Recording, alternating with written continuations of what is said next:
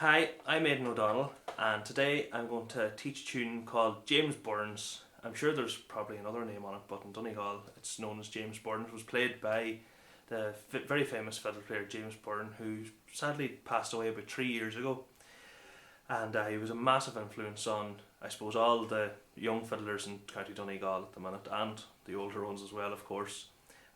James had a beautiful tone and a brilliant way of playing the fiddle, especially in terms of his bow hand. So today I'm going to teach you one of the tunes that he taught me, and just teach it in the same way really. There was a particular technique that he felt really helped the bow hand of a fiddle player, and so I'm going to do that with you today. Hope you enjoy it.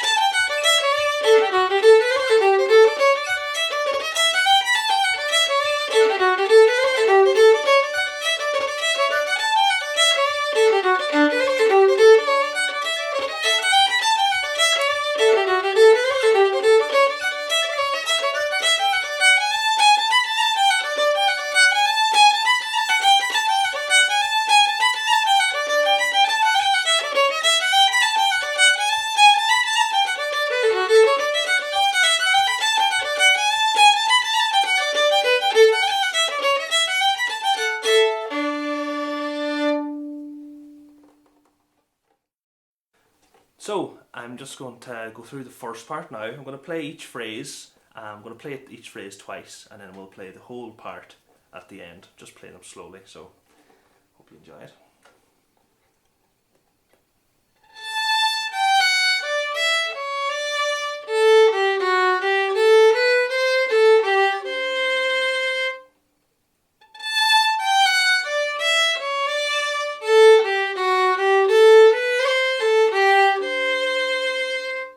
Second phrase.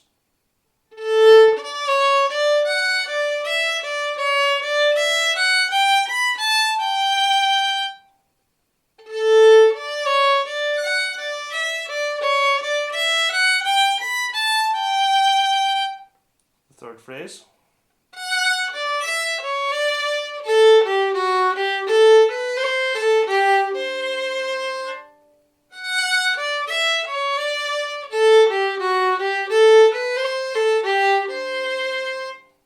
Last phrase.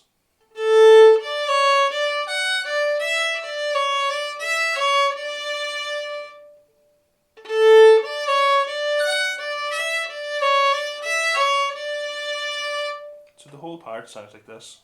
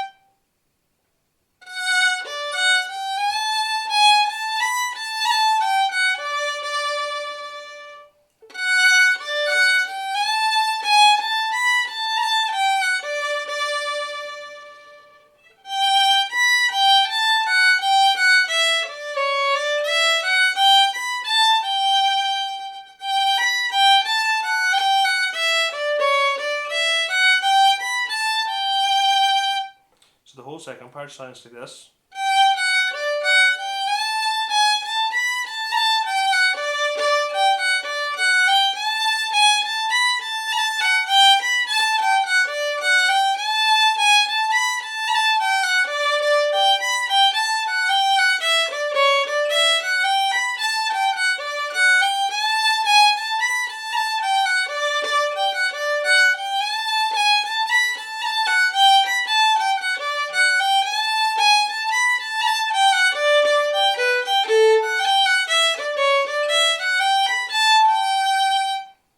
Tune, it's first and second part together, sounds like this.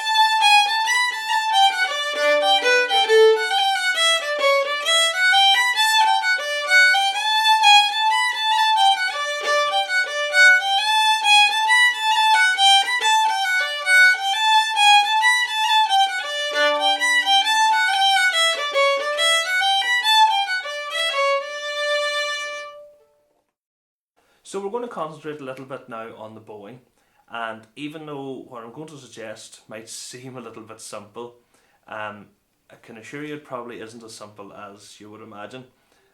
What James Byrne done in this tune was he used to get us to pick out certain notes of the tune, certain important notes of the tune, and make sure that they always had an up bow. Now this didn't mean that we were looking at a situation where we were looking at the bowing of every note.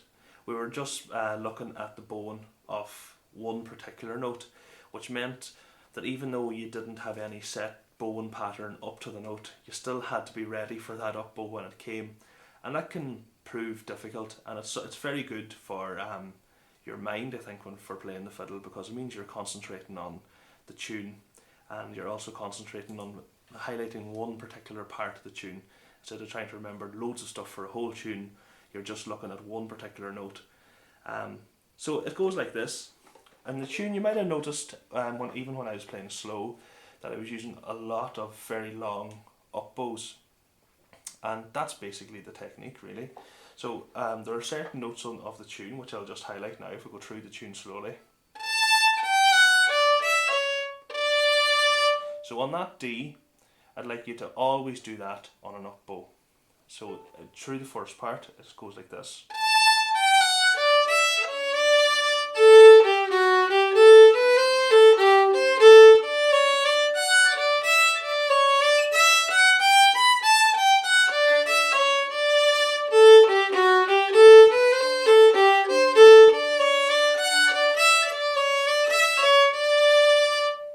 While that might seem fairly simple, as you keep playing and repeating the tune, you'll find that you'll have to slightly change your bowing pattern each time coming up to that note.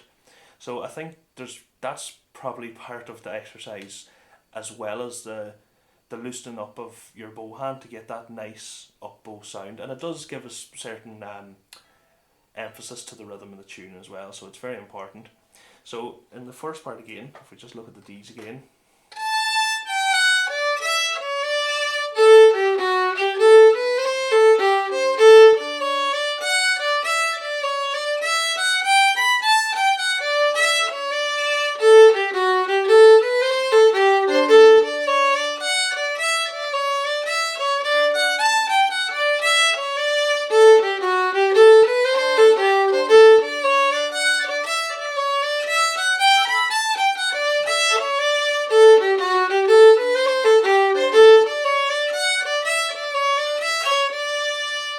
in the second part,